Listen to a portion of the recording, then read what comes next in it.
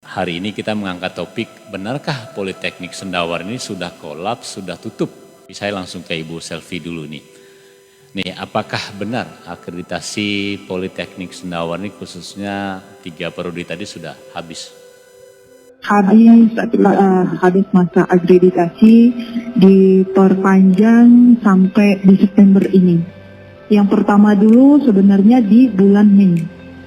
Harusnya dari bulan Mei. Mei itu udah harus dibayar. Kita perpanjang, kita minta keringanan lagi, dan ini pun itu belum ada upaya untuk pembayarannya. Jadi detik ini kami sampai hari ini, sampai Pak Andre datang, tetap kami menghimpun data, menyiapkan uploadan, hanya tinggal cari dananya. Apakah sudah kepastian dari mereka masih ada kemungkinan nih kita mendapatkan kesempatan untuk mengurus tadi atau membayar? Kali ini saya hanya bisa menyerahkan ke yayasan karena mereka berhak untuk menyurati kembali. Kita hanya memohon, Pak, dari direktorat ini kita memohon, kita melaporkan bahwa data sudah kita himpun, sudah kita upload, sudah kita siapkan, tapi gimana dengan yayasan untuk mengatasi ini? Perkuliahannya ditutup sementara karena akreditasinya memang sudah tidak diperpanjang.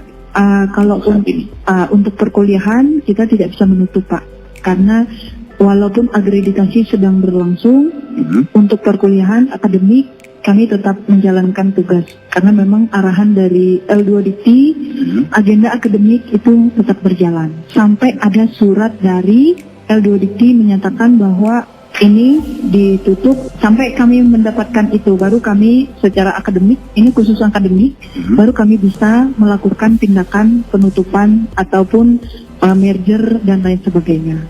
Berapa sebetulnya biaya yang dibutuhkan untuk akreditasi ini? Untuk satu prodi itu 53 juta. 53 juta. Ya. Kali 3. Ya, kali 3. Jadi inilah yang 159 juta. Ini yang sampai hari ini belum dibayar oleh Politeknik Sendawar. Belum.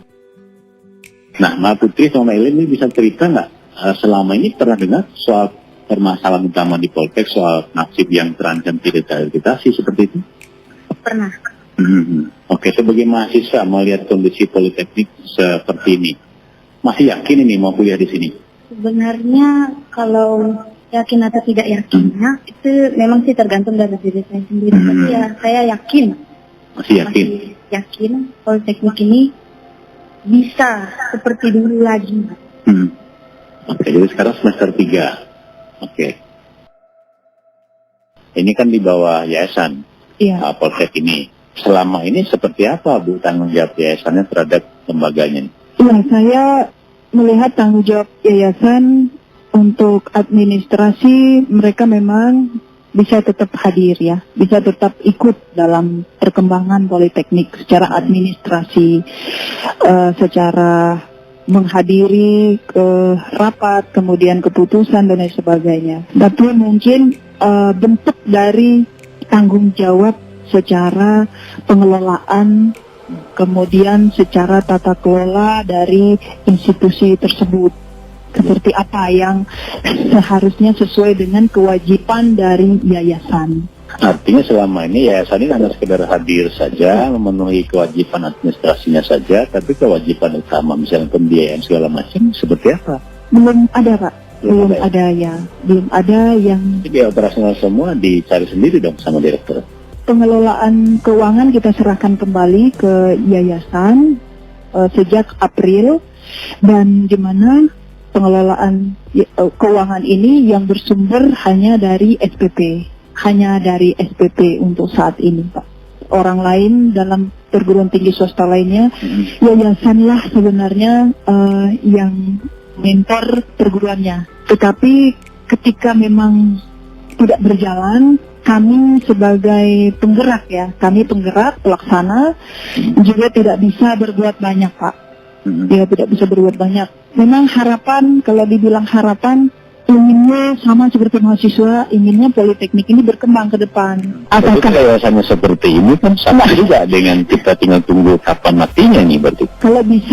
Kalau bisa bermohon, tentukanlah kami mungkin sesuai dengan SK Pak Bupati untuk bisa menunjuk yayasan seperti yang sudah kita lihat dari terdahulu, mungkin bisa direview lagi begitu. Jadi dalam hal ini direktorat ini meminta ke pemerintah nih untuk mengevaluasi yayasan atau seperti apa? Kalau memang ini untuk kewenangan yayasan di bawah perintah juga ya, perintah dari SK dari Pemda ya, Pemda pada prinsipnya yang kita lihat dokumen terdahulu, kemungkinan bisa masih untuk pemerintah memberikan solusi untuk memanggil, bahkan untuk berembuk bersama atau seperti apa dengan pihak-pihak terkait ini. Berarti gaji-gaji dosen juga otomatis belum punya nih berarti ini. Belum. Dan ini lengkap ini. Bulan nih. Tagihannya udah dari Januari sampai Juni. Jadi 214 juta. Jadi kalau hitungan asar dalam artian hitungan kotornya itu semua per bulan itu sekitar 300. Harusnya sekitar 300 juta lebih itu untuk operasional gaji dosen sampai ke sekretariat. Ya. Gimana nih sumbernya selama ini kalau cuma harap dari mahasiswa? Nah, itulah yang saya buat. Saya meminimkan staf di direktorat. Paling tidak mengurangi untuk tagihan gaji yang ada. Karena saya berpikiran begini mengambil kebijakannya, kita rasio mahasiswa sudah berkurang, jadi dosen itu kita pakai dalam satu jurusan tidak lebih dari 10 orang. Apakah nanti tidak mengurangi misalnya soal kompetensi Betul. masing-masing itu? Betul, memang dosen ini maksudnya tidak memberhentikan, tetapi menggunakan sebagai dosen pengampunya. Selama ini banyak yang memang mengeluh karena tidak diberi gaji, jadi saya bilang kepada tiap jurusan, saya katakan direkap sampai di mana para dosen tersebut mengabdi. Iya. Walaupun sebelum saya di zaman Pak Niko juga itu tetap kita rekap. Oke. Ya, jadi di zaman Pak Niko itu masih tersisa hutang juga sekitar 400 lebih. Nah, pertanyaan adalah komunikasi dengan pemerintah ke dalam ini seperti apa? Jangan-jangan mungkin malah Poltek suka lawan-lawan pemerintah nih, sehingga tidak dapat bantuan ini. Kalau saya pribadi tidak pernah berpikiran mau melawan ya, karena dari awal juga kita diarahkan oleh pendidikan, lembaga pendidikan, supaya memang mengayomi pendidikan ini tetap ada. Jadi yang tersisa sekarang dosen berapa orang? 39 dosen, Pak. Oh, 39 dosen. Ya, 39 dosen. Nah, kalau mahasiswa sekarang data terakhir berapa banyak? Data terakhir untuk semua dari semester 1 sampai semester 6 itu hampir 200. Tentu kita tidak mau hampir 200 orang ini yang menggantungkan nasibnya di sini akan pulang dengan tangan hampa. Ya, Sudah keluar biaya, nggak dapat ijazah, dimarah-marahin orang tua pulang. itu sudah. Yang sedih ini penerimaan mahasiswa baru kita tahun ini benar-benar merosot jauh sampai tidak mencapai 20 orang. Jadi berapa orang sekarang?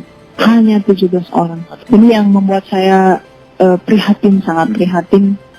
Upaya sudah kita lakukan, tetapi mungkin isu atau isu publiknya ini yang santer bahwa Politeknik ini tutup. Bisa tutup, oke. Nah, gitu.